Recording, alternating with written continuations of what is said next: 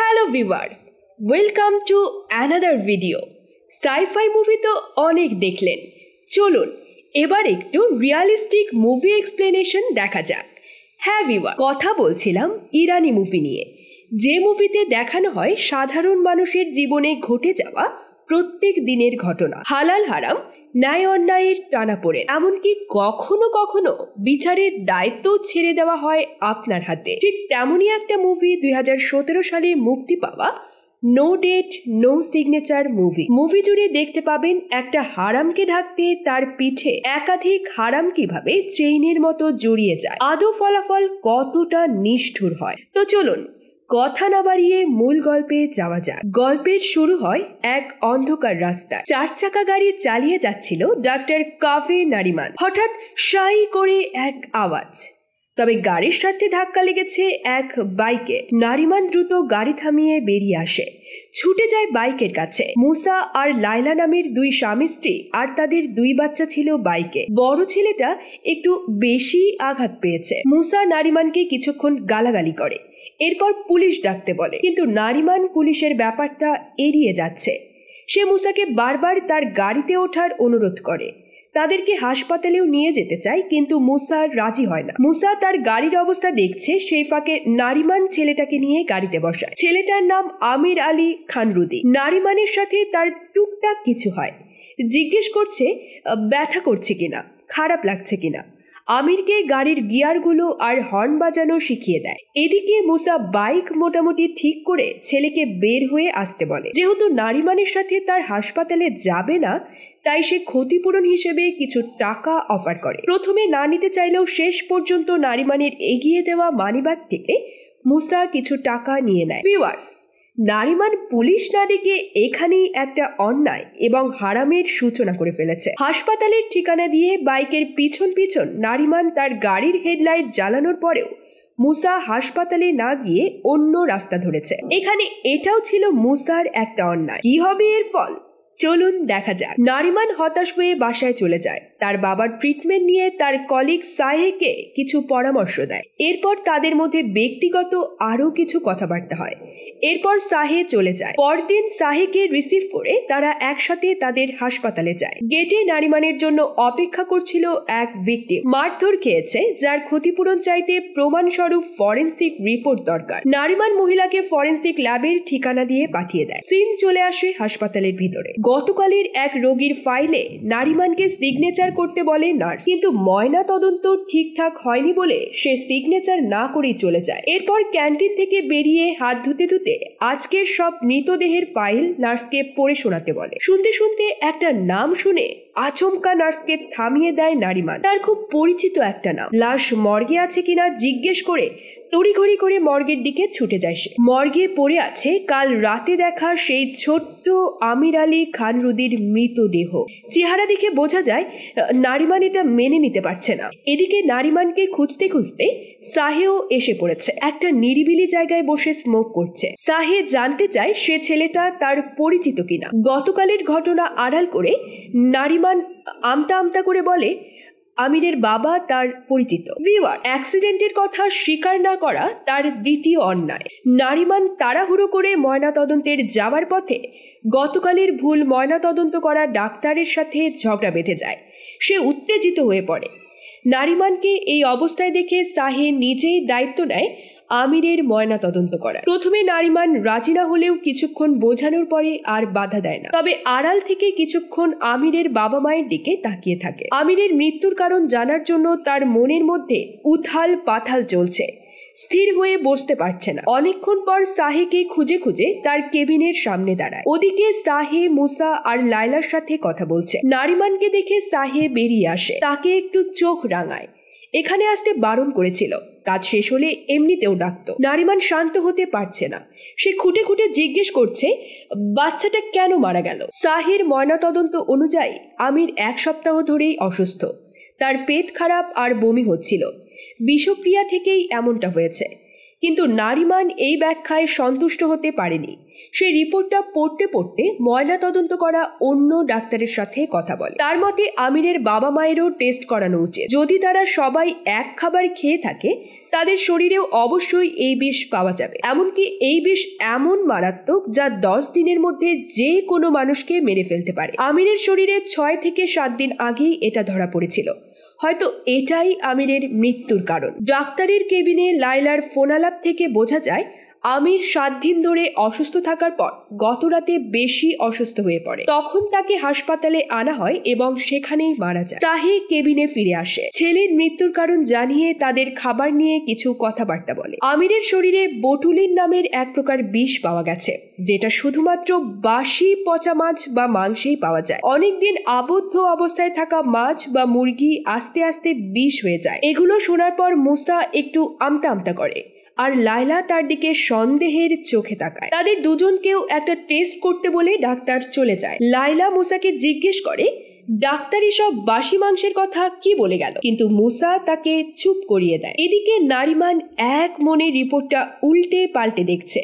হঠাৎ তার চোখে পড়ে এক জায়গায় লেখা আমিরের ঘাড়ের কাছে একটু ফোলা ছিল। সাহেকে আবার জিজ্ঞেস করে রক্ত বের হয়েছিল কিনা, হাড় ভেঙেছিল কিনা, আমিরের বাবা মাকে এই ঘাড়ের ফুলে যাওয়ার ব্যাপারে কিছু জিজ্ঞেস করেছে কিনা। প্রশ্ন শুনে সাহে একটু অবাক হয়, কে এই ছেলে আর নারিমানি বা কেন এই কেসটাতে এত আগ্রহী। এরপর ময়না তদন্তের ঝামেলা শেষ করে আমিরের লাশ মুসার হাতে তুলে দেওয়া হয়। গোরস্থানে কান্নার রোল, আমিরকে দাফন করা হয়। আমিরের লাশ দাফন হলেও নারিমানির মন এখনো কনফিউজড। শুধুমাত্র খাবারের বিষক্রিয়ায় ছেলেটা মারা গেছে, এটা তার বিশ্বাস হচ্ছে না। রাস্তায় গাড়ি থামিয়ে সে আবার ফোন করে ময়না তদন্তের সময় উপস্থিত থাকা মিসেস সাহারাগাটকে। ঘুরিয়ে ফিরিয়ে সেই একই প্রশ্ন, ছেলেটার ঘাড়ের হাড় ভাঙা ছিল কিনা, রক্ত বের হয়েছিল কিনা। এদিকে মুসাকেও ধরেছে লায়লা। কিছুদিন আগে সে সস্তায় মুরগির মাংস কিনে এনেছিল বাসায়, তবে কি সেটা মরা মুরগি ছিল? মুসাও খোদার কসম কাটে, সে জানে না ওটা মরা মুরগি ছিল কিনা। নারিমান সন্দেহ করছে আমিরের মৃত্যুটা সেদিনের সেই অ্যাক্সিডেন্টের কারণেই হয়েছে। সে কারো রিপোর্ট বিশ্বাস না করে সারা রাত এগুলো নিয়ে স্টাডি করে। এদিকে লায়লা গভীর রাতেও বাইরে বসে আছে। তাকে দেখতে না পেয়ে মুসাও বাইরে আসে।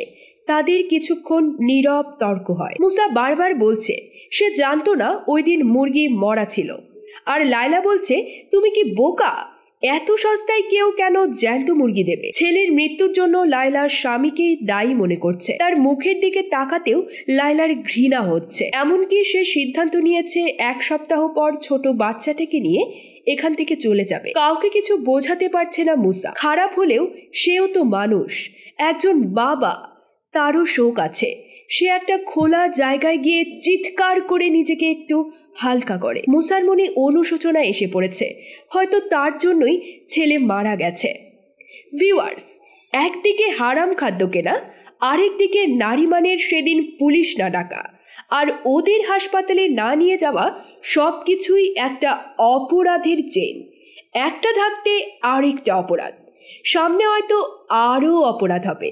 চলুন বাকি অংশ দেখা যাক। পরের দিন গাড়িতে নারিমান আবারও আমিরের ঘাড়ের প্রসঙ্গ তোলে। সাহের সাথে কথা কাটাকাটি হয়, এমনকি সে এই ঘটনায় এত কেন ইন্টারেস্টেড তা স্বীকার করতে বাধ্য করে। অবশেষে নারিমান স্বীকার করে 2 দিন আগে তার গাড়ির সাথে অ্যাক্সিডেন্ট হয়েছিল মুসার বাইকের। সেদিন আমির বলেছিল তার ঘাড় একটু একটু চুলকাচ্ছে, কিন্তু নারিমান গুরুত্ব দেয়নি। উপরতলায় গিয়ে বিষয়টা নিয়ে তারা খোলাখুলি কথা বলে। নারিমানের দাবি সাহে আমিরের ঘাড় ফোলা দেখেও খুলে চেক করেনি। শুধুমাত্র বিষক্রিয়া নয়, তার ঘাড়ের হাড় ভেঙেও সে মারা যেতে পারে। সাহে তাকে পাল্টা প্রশ্ন করে সেদিন কেন সে পুলিশ বা অ্যাম্বুলেন্স ডাকেনি। ভিউয়ার্স, এখানেই নারিমান সত্যিটা বলে। আসলে সেদিন তার গাড়ির ইন্স্যুরেন্সের মেয়াদ ছিল। মামলা খাওয়ার ভয়ে সে সেদিন এড়িয়ে গিয়েছিল। আমরা আরও একটা অপরাধ পেলাম। আসলে আমরাও জীবনে এমন অনেক ছোটখাটো অপরাধ করি ফলাফল চিন্তা না করে। যাই হোক, নারিমান আরও একটা ভুল করেছে প্রথম দিনই সাহের কাছে এই ঘটনা না বলে। সে জানলে হয়তো আরও একটু খুঁটিয়ে খুঁটিয়ে ময়না তদন্ত করত। নারিমান নিজেও নিশ্চিত না, আবার তার সন্দেহ ফেলে দেওয়ার মতও না। এদিকে মুসাও চুপ করে নেই। মুরগির ফ্যাক্টরিতে গিয়ে দোকানদার হাবিবকে খুঁজে বের করে বেদম মার মারতে শুরু করে। কয়েকজন তাকে থামাতে আসলেও ভাঙচুর করতে করতে সে তার ছেলের মৃত্যুর কথা বলে, কিন্তু হাবিব মুসাকে না চেনার ভান করে। এক পর্যায়ে বেরিয়ে আসে ড্রাম ভরা মরা মুরগি। তাদের চেঁচামেচি শুনে ম্যানেজারও এসে পড়ে। তার চোখে ধুলো দিতে হাবিব বলে ওগুলো কুকুরের জন্য। মুসা আবেগে ফেটে পড়ে।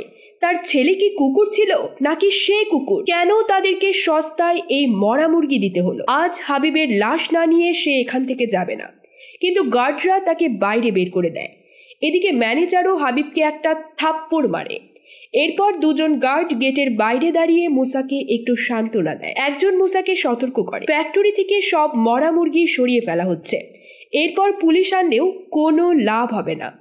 বিষয়টা একটু ভেবে মুসা আবার তড়িঘড়ি করে গেটের ভিতর ঢুকে যায়। ঘটনা এক সপ্তাহ এগিয়ে যায়। মুসা জেলখানায়। তাকে ছাড়াতে লায়লা কোর্ট চত্বরে উকিলের পেছনে পেছনে দৌড়াচ্ছে। সেদিন মুসা দ্বিতীয়বার ফ্যাক্টরিতে ঢুকে হাবিবকে এমন মার মেরেছিল যে সে কোমায় চলে গেছে। আমিরের ময়নাতদন্তের রিপোর্টে মৃত্যুর কারণ স্পষ্ট করে লেখা নেই। এমনকি লায়লার কাছে প্রমাণও নেই যে হাবিবই মুসার কাছে মরা মুরগি বিক্রি করেছিল, যে কারণে উকিলরা কেস নিতে চাচ্ছে না। এরপর উপায় না পেয়ে লায়লা সাহির কাছে আসে।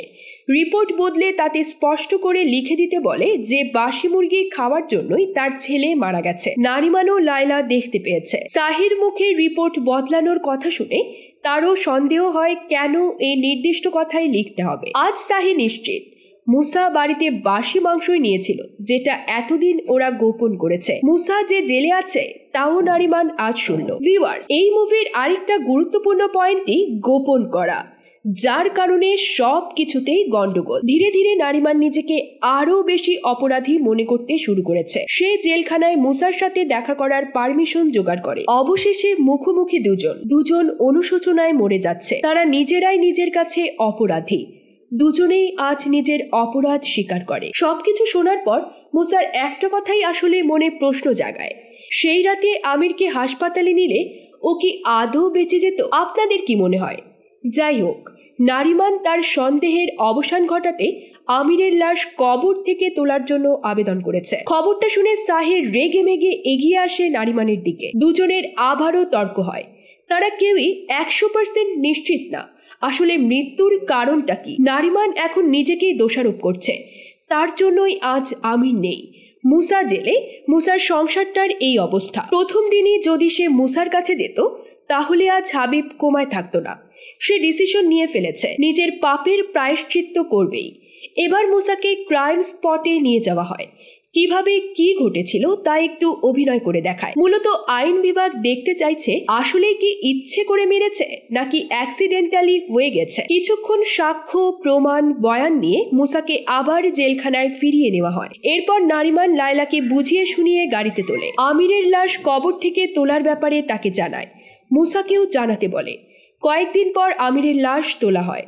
সাহি গোরস্থানে এসে নারিমানকে আরো একটা খবর দেয়, কোমায় থাকা হাবিবও মারা গেছে। কি বুঝলেন ভিউয়ার্স? হারাম কখনোই আরামের নয়। একদিন না একদিন এর সাজা পেতেই হবে। যাই হোক, লাশ মর্গে নিয়ে একা একা নিজের মতো পোস্টমর্টেম করে নারিমান। নিজের মনের সব সন্দেহ দূর করে। এরপর মুসা, নারিমান দুজনকেই কোর্টে তোলা হয়। নারিমান তার এতদিন বলে আসা সব তথ্য প্রমাণ আদালতে পেশ করে। তার স্বীকারোক্তি তার বয়ান হিসেবে নেওয়া হয়। আর দোষী সাব্যস্ত করার আগ পর্যন্ত তাকে জামিন দেয়া হয়। দুজনেরই সিগনেচার রাখা হয়। কোর্ট থেকে বেরিয়ে সাহে নারিমানকে শেষ প্রশ্ন করে, কি বুঝলে? আসলে কি আমির দুর্ঘটনায় মারা গেছে? কোনো উত্তর না দিয়েই শেষ হয়ে যায় আজকের মুভি। ভিউয়ার্স, এই প্রশ্ন শুধু তার না, আমাদের সবার। এটাই পরিচালকের কারিশমা। বিচারের দায়িত্ব আপনার হাতে। আপনাদের কি মনে হয়? কমেন্ট করে জানিয়ে দিন। আর আমাদের চ্যানেলটি সাবস্ক্রাইব করতে ভুলবেন না কিন্তু।